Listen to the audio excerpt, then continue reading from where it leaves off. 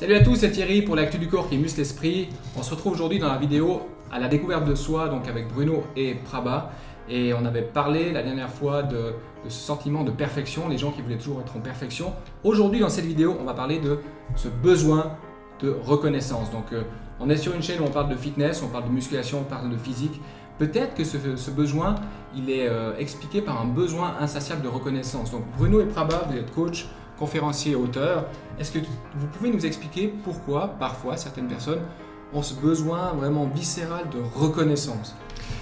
Bah écoute, d'abord il faut dire qu'avoir ce besoin de reconnaissance c'est normal, c'est-à-dire que nous interagissons avec la société, on fait des échanges et quand on offre quelque chose, quand on amène quelque chose, ben, on a besoin que ce soit reconnu. Mais si ça devient obsessionnel, et puis surtout si on se lance dans des stratégies complexes pour obtenir de la reconnaissance, par exemple, rendre des services, mais dans l'intention d'apparaître comme la personne qui est capable de le faire, enfin qui a la valeur pour le faire. Alors là, peut-être ce serait intéressant de voir comment ce besoin s'est construit.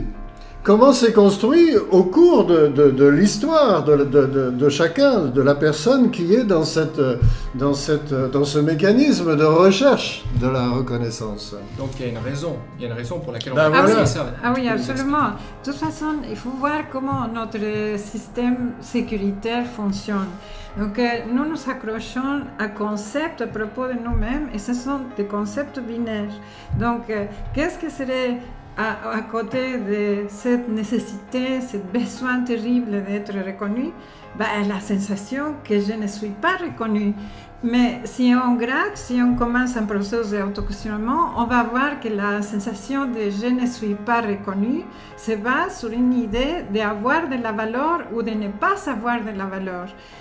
C'est une sensation de je ne vaux rien. Et pour valoir, j'ai besoin que les autres me donnent la preuve de mon valeur, que les autres me reconnaissent profondément. Alors, comment ça s'est passé que ça a commencé? Bah, il y a des histoires dans l'enfance qui ont fait que l'enfant a interprété ce besoin de valoir comme étant quelque chose qui ne l'arrivait jamais. Ses parents ne le valorisaient pas et même s'ils le valorisaient, il était utilisé pour combler leur propre sentiment de valeur. Et alors, il n'était pas vraiment valorisé pour ce qu'il était. Alors, en comblant ce besoin de valeur des parents, il a senti qu'il ne valait rien. Oui, et c'est aussi, comment dire, c'est très fortuit. C'est né dans la tête d'un ou une enfant. Et par exemple, papa est parti sans dire au revoir un soir pour aller chercher un paquet de cigarettes, je ne l'ai jamais revu. Maman a beaucoup pleuré, mais elle m'a raconté des histoires bizarres, mais moi je pense que si papa est parti, c'est parce que je n'avais pas de valeur pour lui. Il n'attachait pas d'importance à ma personne, à ma petite personne de l'époque, quand j'étais haut comme ça. Et je suis resté, j'ai grandi et je suis resté dans cette idée. Voilà un exemple. Oui, un autre exemple, ça pourrait être j'étais utilisé. Cette partie est très difficile à comprendre, mais en fait, j'étais utilisé pour combler un besoin psycho-affectif, un besoin fantasmagorique de mon père ou de ma mère. Et cette utilisation inconsciente, parce que les parents veulent toujours être bons parents, mais cette utilisation inconsciente a provoqué une sensation de je ne vaux rien. Alors, un exemple d'utilisation inconsciente, la maman a voulu que son fils ou sa fille devienne extraordinaire et en a fait vraiment son projet personnel. Extraordinaire, mais l'enfant s'est toujours senti sans valeur par rapport à la valeur qu'il aurait dû acquérir pour satisfaire sa maman ou son papa. Voilà. Voilà un autre exemple. Mais toutefois, c'est très fortuit parce que ce qui se passe dans la tête d'un tout petit, c'est difficile à décrire, mais par l'auto-questionnement que nous pratiquons, nous pouvons retourner à la source des croyances à propos de soi pour comprendre comment ça s'est produit. Et en comprenant l'histoire de la construction de cette identité mentale sans valeur, imaginaire bien sûr, alors eh ben, on découvre, si on découvre que ce sont des croyances à propos de soi et que ce n'est pas la réalité, c'est un petit peu comme si on déposait définitivement deux très lourdes valises.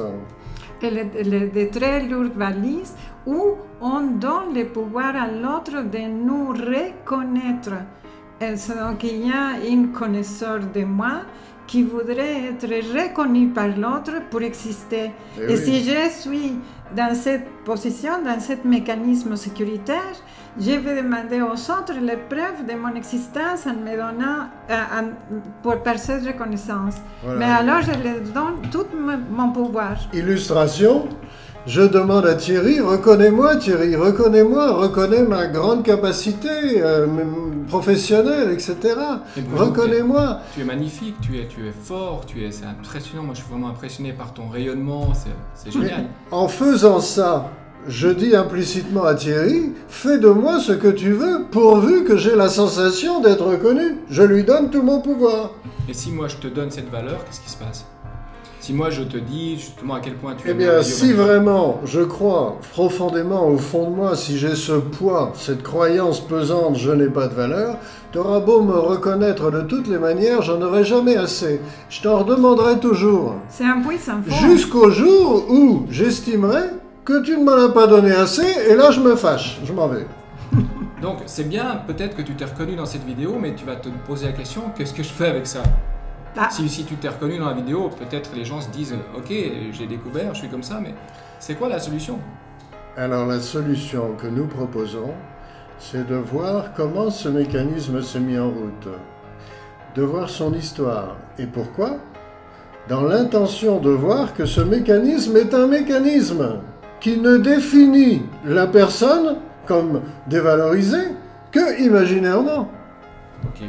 Donc si tu es intéressé par aller plus loin, par découvrir pourquoi aujourd'hui tu as ce besoin de reconnaissance et si tu veux travailler sur toi, visite le site www.autoquestionnement.fr et puis je te conseille vivement d'aller découvrir toutes les histoires que tu te racontes à propos de toi-même avec Bruno et Prava. Ah, nous nous sentons reconnus par toi.